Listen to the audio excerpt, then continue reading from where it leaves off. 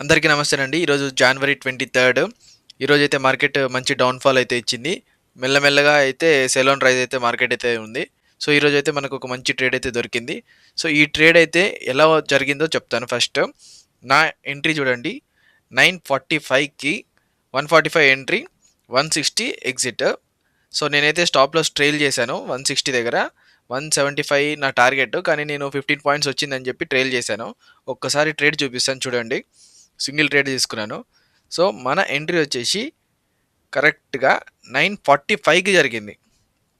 So, 9:45 అంటే ఇక్కడ entry చూడండి ఎలా జరిగిందసలు. ఏ క్యాండిల్? ఈ క్యాండిల్‌లో.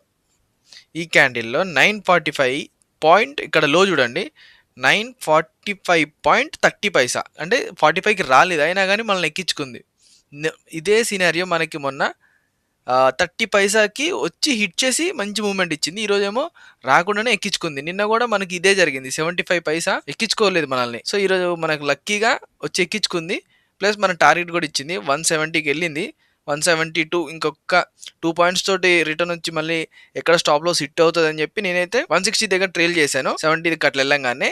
సో, మళ్ళీ వచ్చి అది 160 దగ్గర హిట్ అయింది. 15 పాయింట్స్ 1:1 అయితే బుక్ చేసేసాను. సో, ఇది మన టార్గెట్.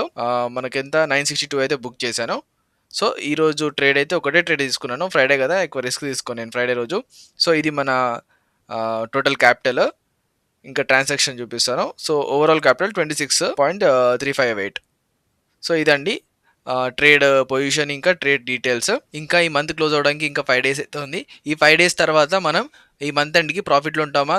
కాస్ట్ ఉంటామా? లేకపోతే లాస్‌లో ఉంటామో నేనైతే మీకు చూపిస్తానండి. సో, అంతేనండి. Thank you.